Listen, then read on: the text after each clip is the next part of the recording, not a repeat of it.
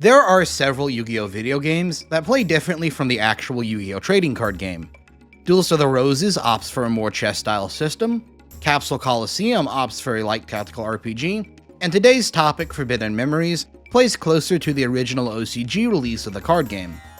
Despite the large number of problems these games come with, they've stuck around the Yu-Gi-Oh community and still somehow manage to always get talked about and played. While nostalgia does play a large part, it's these games' inherently interesting systems that bring people back to them and makes them worth playing. In Forbidden Memories' case, high RNG hands and the ability to just throw out any monsters immediately makes duels legitimately dynamic, in ways that are very rare in any card game. You have to fish for weird outs, you have to engage fully with the game's insane mechanics, and you have to out-marathon the insanely long grind that this game keeps giving. At its best, this game is peak Yu-Gi-Oh! And that brings us to Forbidden Memories' problem. It's got that NES arcade era of difficulty design. The game will just increase numbers until you have to grind more. Cards are locked behind specific duels at specific ranks at specific win conditions, which are not told to the player. And you can even pick incorrect dialogue options, which skip necessary parts of the game. I did this one on my first blind playthrough, it was hell. Regardless of all this, you're expected to grind an absurd amount. It's one card per duel, and a run can take hundreds of duels, depending on luck, or even thousands without a guide. That's not an exaggeration, unfortunately. And the AI is actively cheating. Straight out the gate, this game can be entirely reviewed based on how you handle difficulty, both the challenge and where the difficulty comes from. So that's what I'm going to be looking into in this review. How the game systems work, what the player is given, and how the game expects the player to actually deal with those challenges. This is my review of Yu-Gi-Oh! Forbidden Memories for PlayStation 1. Let's start by explaining the basic duel system. Your goal is to get your opponent's life points to 0 by attacking with monsters. You get a hand of 5 cards, which is drawn up to each turn. You can directly summon any monster immediately, and play as many cards as possible from your hand each turn, allowing you to consistently cycle through your deck. Still, it's only one card that will actually hit the board each turn, so you have to make it count. Especially considering a single high attack monster will control the flow of the game. The skill comes from playing cards in different orders that change how they work. Monsters will either play over each other, or if they meet the right conditions, will fusion into a better monster.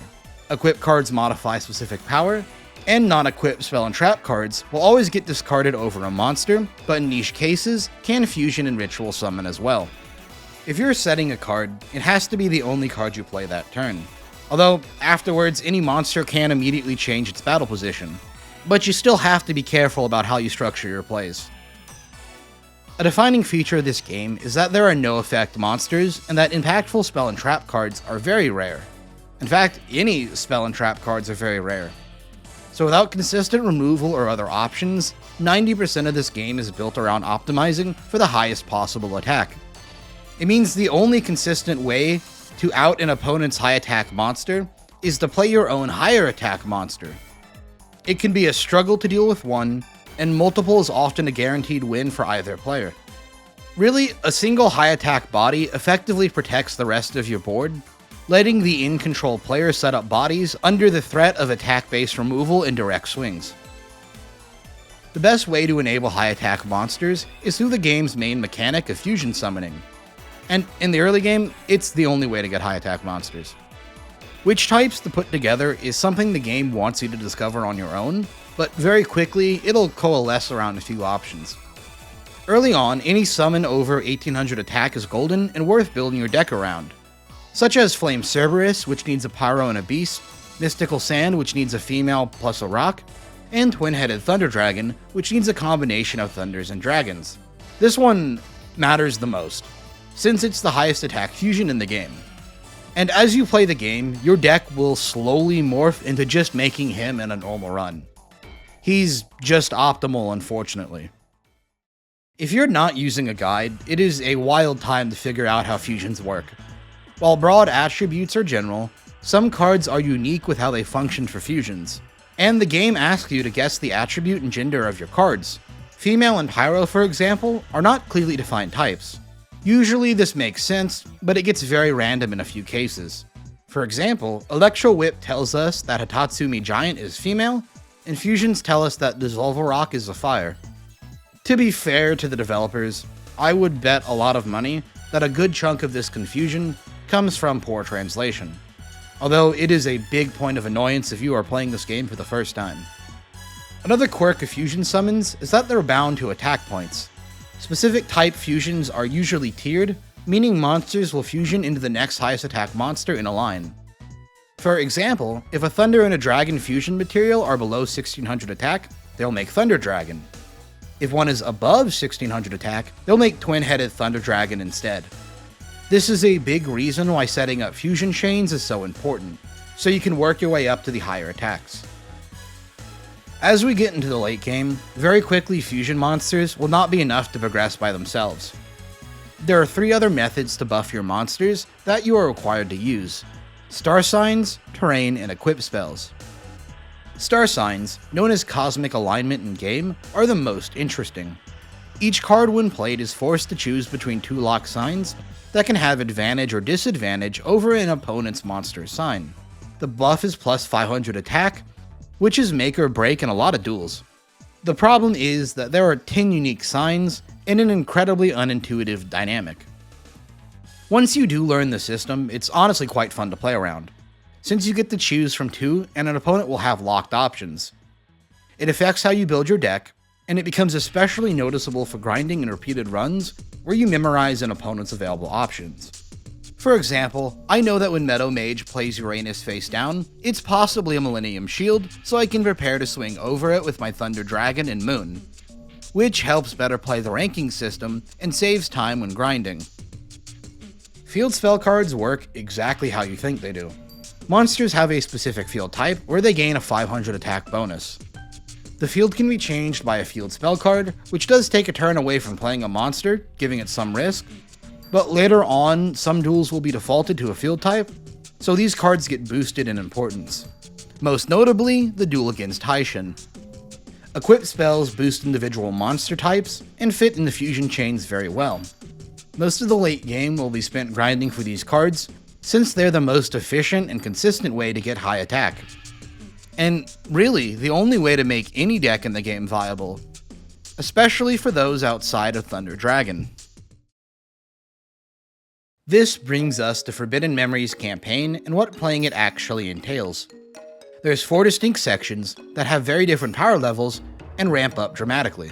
The first section of the campaign consists of Yami in ancient Egypt messing around with his friends until plot happens. The duels are very low attack, and this section exists so you can learn and form the correct type fusions with less difficulty. There's also a duel with the main villain, who gives you a taste of what's to come. The second section is a flash forward to Yugi in modern times, playing a tournament. This section is a focused series of duels, and will give us our first taste of difficulty. Opponents start to have dynamic spell and trap cards, as well as a few high attack monsters above anything you can directly fusion into. So you'll have to figure something out, or just get very lucky. Fun fact, you can just skip straight to this section by picking the incorrect dialogue in the opening. There's no benefit to doing this, and it just makes the game harder. Heaven forbid, I just want to know what Grandpa has to say. Once you clear the modern tournament, you go back in time to finish the campaign. It's a split section where you have to clear a certain number of duels in an order you choose, under the guise of collecting the Millennium items. These duels are attribute based, have field spells built in, and require winning 2 duels in a row to progress. It also opens up some new opportunities to grind for cards, which you will need to do to beat the final section. This final section is a marathon of 6 duels where you confront the final villain. Monsters will regularly be above 3000 attack, and some upwards of 4000. So you have to fully embrace every attack buff in the game and grind for them. Not to mention, the AI is actively cheating at this point in the game with an expanded hand size and full knowledge of your face down cards. Despite a lot of complaints about this section, I really do think it's quite a fun final challenge. Overall, that's the general progression of the game. A grind area followed by a challenge run, followed by a grind area, followed by a challenge run. It's an okay game loop for the most part. The problems come from how hard it is to obtain playable cards. It means you'll be frequently leaving the campaign to play hundreds of duels in free duel to replay the same duels against the AI you've already beat. It starts very minimally early and balloons to extremes late game. But before we get into detail about this game's drop system, I want to talk about the game's AI and its cheating more in depth.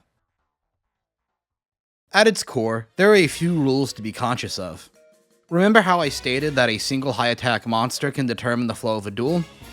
Well, the AI evaluates its position and plays based around that metric. It's called field control. And an AI's available moves change based on who's got the higher attack monster. If the AI has field control, or if no player does, the AI will randomly choose one of three options: to improve their monster already in play, to play its best possible combo, or to play a spell or trap. Now, these aren't truly random options. Each character has their own unique odds of taking each action. Kaiba and Joey, for example, have a 70% chance of just throwing out a big body, and Haishin prefers to buff his units at 40% odds. Each character has their own personality and special rules on top of this basic system. Now, the AI will tend to default to playing a higher attack single monster instead of a combo fusion. This is because it selects earlier cards in its hand. If the AI lacks field control, it will always try to play a higher attack monster than your board if it can. And then it will also open itself up to playing removal spell and trap cards, either previously set or from hand. This is important because you basically control when the AI can access some of its most powerful cards. And board control is not the only condition the AI has to follow for this. For example, the AI won't play board wipes when they have more monsters than you. The AI won't play life gain spells when they have higher life, and the AI won't play a single target removal option like Dragon Capture Jar if your highest attack monster isn't a matching type. So, any option an opponent can play is predictable and therefore controllable. It goes even farther with how the AI chooses to position its monsters in attack. There is a set list of monsters it will automatically put into attack or defense. Everything else is dynamic based on board control, but these listed monsters are static. So if an opponent does an odd move, you can gain information about what set card it is. For attacking, the AI always prioritizes its highest value first, prioritizing going for game if it can. For face-down monsters, the opponent will have a random chance of committing to an attack. The most important rule is that an AI simply will not attack into anything with a higher stat value, so you usually know if you have higher numbers than an opponent, especially for weird late-game attack plays. Strangely though, this rule isn't always the case. The developers made an error when calculating how the AI sees high attack, specifically when it could go for lethal and when evaluating for board control. The highest attack stat only factors in the base stat and field bonuses, not any attack gained from equips. So a twin-headed Thunder Dragon with Dark Energy is still considered a 280 and not a 330. And if you're at 200 life points, an enemy Blue Eyes would into your Thunder Dragon. This is neat, but more importantly, this glitch affects when the AI can play spell cards. You can set off soft locks on the AI where they're not in board control, yet it's counted as if they are, letting you take the late game more consistently and grind difficult matchups like Pegasus without them spamming Raigeki on you every other turn. Don't feel bad for the AI here. They are actively cheating with special abilities. Pegasus and the final 6, for example, have the ability to see your face-down cards, so the random face-down attacking chance is removed and you can't bluff. Honestly, I'm fine with this cheat. It's a really fun flavor thing. I would just add an animation to communicate it to the player. The real AI cheating comes from hand size. Despite what the game wants you to think, most opponents have an extended hand size to pull monsters from, even reaching 20 deep in the final 6.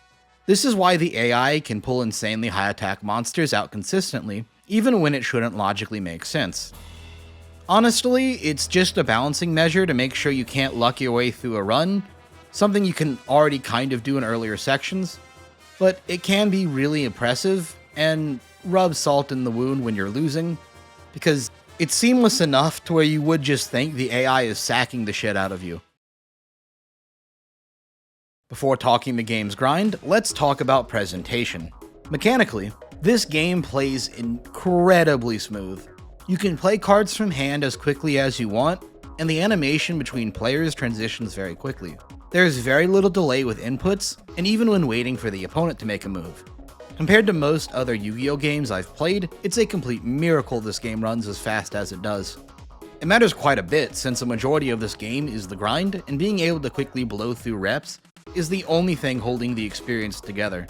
I'd also say that this quick smoothness is a large contributing factor to why Forbidden Memories was able to develop a large speedrunning community around it.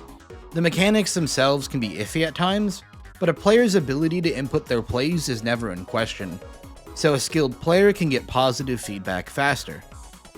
Artwork-wise, this game is composed of pixelated versions of the early Yu-Gi-Oh classics. Kazuki Takahashi's otherworldly monster design combines with the ancient Egyptian theming here brilliantly, to fully immerse the player into this fun card game-based world. There's a reason Yu-Gi-Oh is a classic brand that's stuck around, and it is visually on display here. Character designs are also on point. Any of the mages could show up in a chapter of the manga as weekly villains and not feel out of place. It's clear why a lot of this game's design, art, and music would go on to be later recycled into other Yu-Gi-Oh games, like Falsebound Kingdom. Speaking of other things that get recycled in the future, the music is also quite good here. I'm not the best at describing it, but I really do love the distinctions between the big, pounding, ancient Egyptian themes and the more digital-feeling modern duels. It's really well done, and I also especially love the free duel themed. It reminds me a lot of the Ultimate OS theme from Dot Hack, and I quite like it, which is good because it will be on repeat for most of the game. A secondary thing to the main game is the inclusion of full 3D animations for any two monsters battling. With a simple press of square instead of X, we're treated to brilliant animations for the time. Most animations will just be spamming particle effects and beam attacks, but there's some really well done animations here, like with Black Luster Soldier or with Flame Swordsman, are really great to watch. Some other fun ones are Crab Turtle and Morphing Jar's Epilepsy Warning, Gate Guardian releasing a substance, and Labyrinth Wall having an attack at all. There's a lot of love put into the individual movements of each of these characters, even if the hardware limitations held it back. Performance of the Sword actually dances, Dancing Elf flies around the arena, and Binding Chain somehow expresses anger. It's really well done. They didn't have to go so hard on these animations that 95% of players won't see. Unfortunately, since they're both extremely slow and mostly on bad monsters, after seeing a few, most players will opt to skip them, and it's a shame. But at least it did lay the groundwork for future Yu-Gi-Oh games like Duelist of the Roses, Falsebound Kingdom, and Capsule Monster Coliseum, where this concept of optional dual cutscenes would be taken to higher heights. This game's DNA really is in most 3D Yu-Gi-Oh games in the following PS2 era. In order to clear this game's campaign, you need to be able to beat a series of 6 duels where opponents will regularly play monsters with an attack above 3k, and often around 4k. To do this requires both for you to have access to possible outs to these monsters, but also to have them consistently enough to be able to clear the gauntlet, so you're going to really have to deck build. This means you're going to have to run duels against opponents over and over again in free duel. 1 card drop per 1 duel. And this is where it's going to get weird. Each character has 3 unique card pools to drop from. The card pool is determined by a rank at the end of the duel. The rank categorizations that matter are SA POW, BCD POW Tech, and AS Tech. SA POW tends to give you high-powered monsters, BCD POW has the highest chance for equips, and AS Tech tends to have all of the spell and trap cards, although these will change dramatically from character to character. These categorizations are determined by a point score at the end of the duel. You start each duel at 50 points, and everything you do either adds or takes away points. To get to the POW ranks, you have to add to those points. To get to the Tech ranks, you have to take away. S to A requires you to get over 90 or below 20, and the B to D ranks require you to perform mediocre. It's very interesting to do intentionally. Actions like quickly ending the game give you 12 to 8 points, but going too long gives you -8 to 12. Using a lot of cards, spamming fusions, or playing any spell and traps take away from your points. Basically, POW ranks encourage you to blow through games with minimal interaction, and tech ranks encourage you to spam every mechanic. The duel ranking system is solid once you actually learn it. It's very interesting to deck build around setting up for these requirements, especially considering how quickly and consistently you want to be able to do it. Like, how do you design a deck to perform mediocre, yet still blow through duels quickly? It's pretty fun, honestly. But nowhere in the game or the game manual does it tell you the system works like this. Reasonably, a player could figure out cards are tied to specific characters or ranks, and maybe how to farm POW ranks. But it is an insane ask to figure out how tech ranks work, especially given how rare spell and trap cards are, which are the main way to trigger the score. The easiest way to farm tech ranks is to activate 5 or more trap cards in a duel, and I think in my runs, I usually only just got 5 trap cards by the end of it. And that's because to get most trap cards, they require tech rank to drop, making it a very hard value loop to discover initially.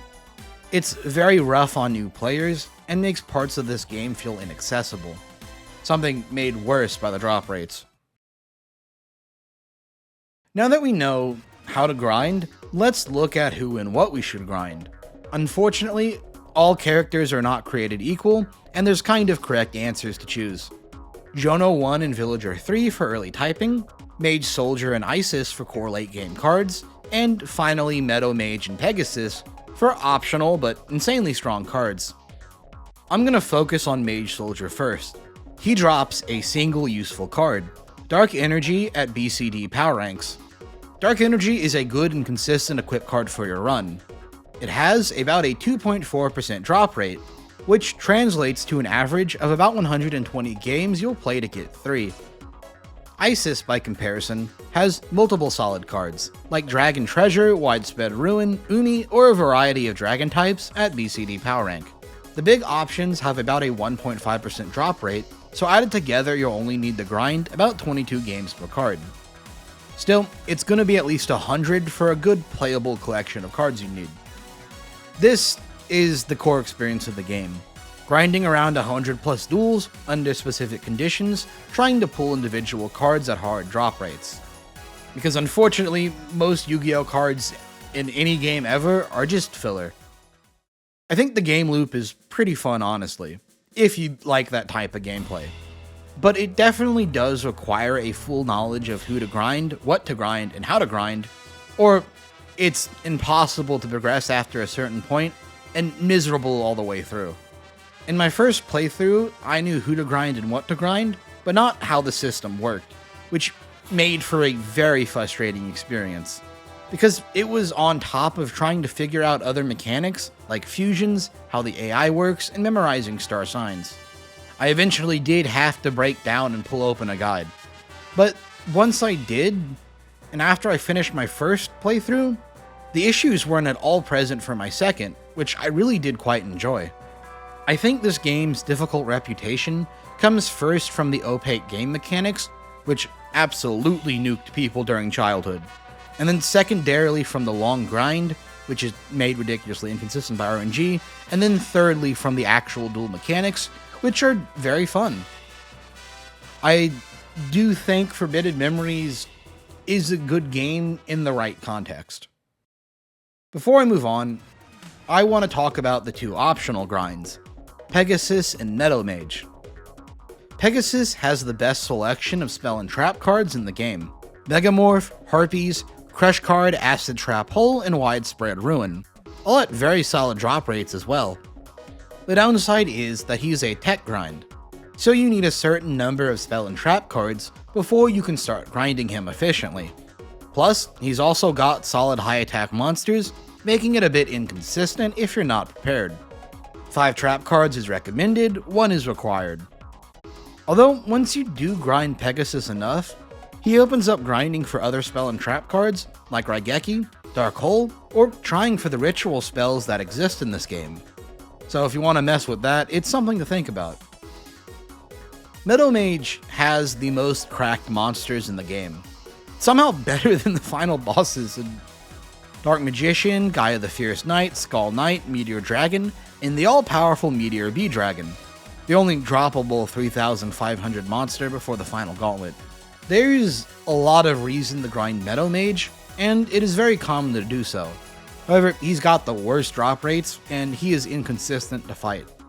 Meteor Bee Dragon, and most of his good monsters for that matter, are locked to a less than 1% drop rate at SA POW. So you'll need to grind an average of 300 games for your playset, assuming you don't mess up, which you likely will given the duel having options to plow through your Thunder Dragons. It does get easier after the first pool though. Meadow Mage is a bit hellish to grind, and it's definitely the worst grinding experience available to you in the game. So a lot of players skip it and just grind something else instead. You don't actually have to grind him. Meteor Bee Dragon, while good, is not necessary to beat the game. So there are a few other ways to obtain cards that I haven't talked about yet. First, this game strongly encourages you to mulligan your starts based on what you get. Well, it doesn't tell you to do this, but you'll feel it. It is random what you'll get, and your run's difficulty varies dramatically based on what you pull. Most speedruns will reset until they get a Raigeki in the main deck, since it's the only way to win some fights without pure luck. And secondarily, these runs will also look for an equip spell. Now, speedruns won't get the game until they get an optimal start, but for your casual playthrough, just gun for at least the Raigeki. I find the game less fun when you literally can't win certain duels if your opponent plays a particular card, but use your judgment and play the game how you think you would enjoy it.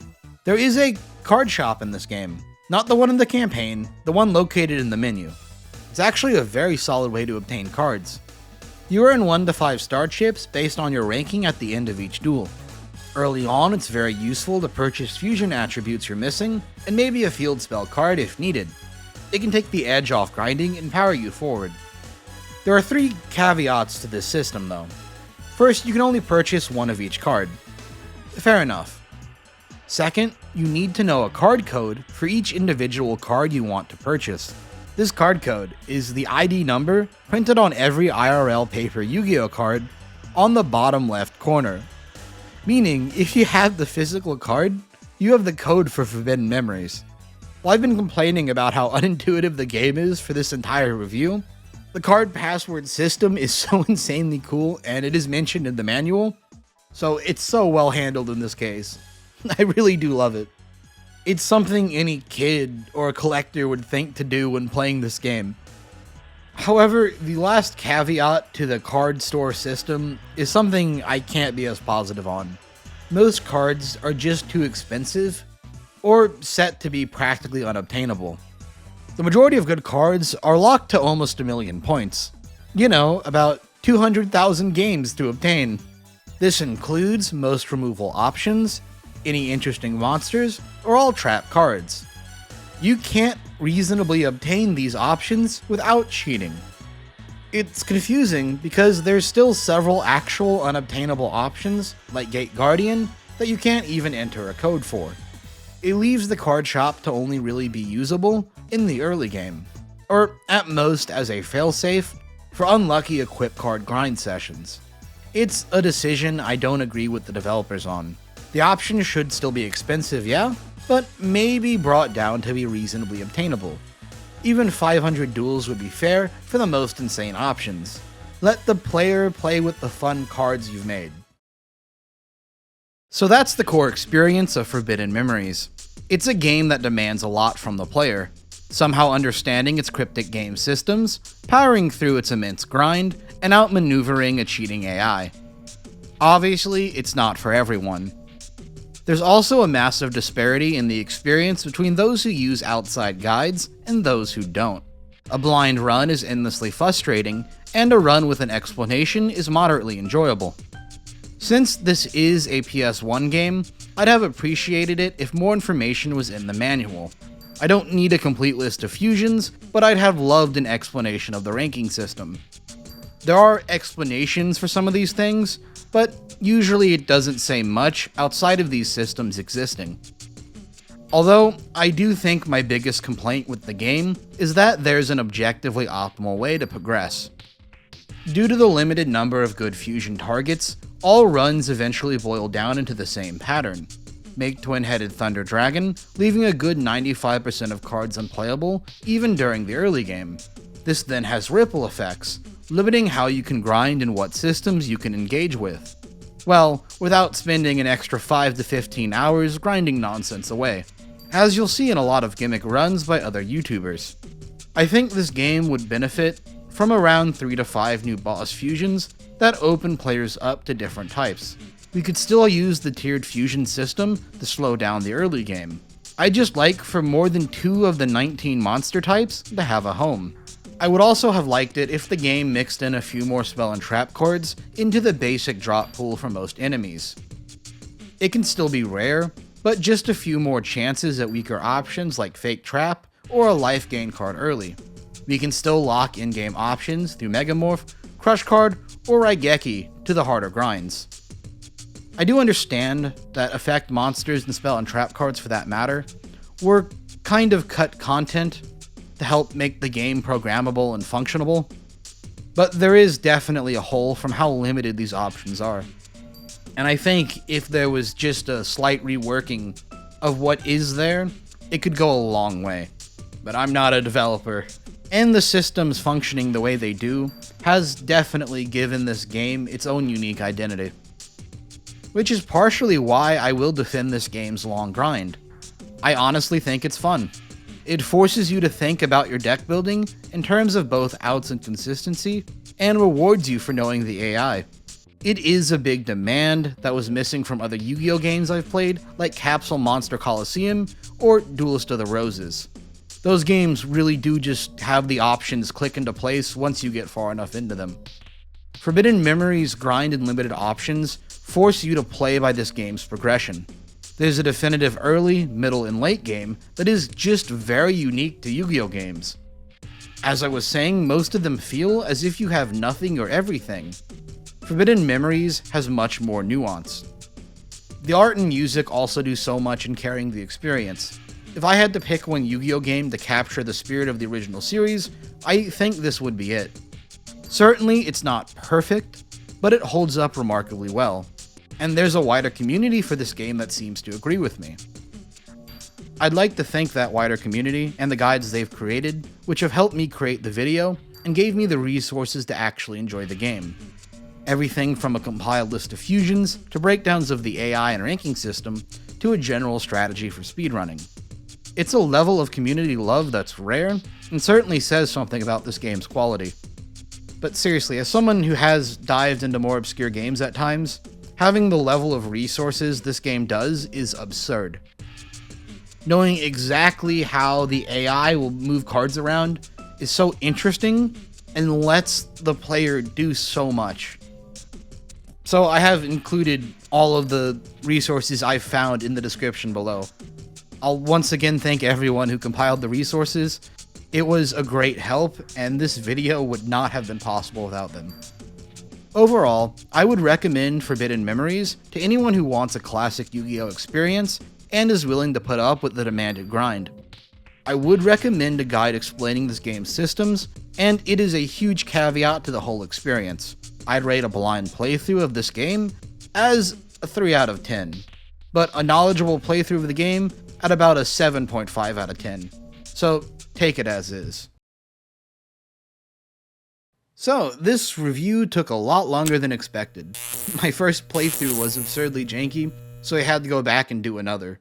I also learned that I did not enjoy streaming this game or being under the pressure of recording, so I couldn't use it for that type of content. It is what it is. I do hope this review was enjoyable for y'all and was well enough put together. If you did think so, please subscribe for more videos in future. I don't know when the next video game review will be, probably a while, but thanks for watching and I'll see you next time.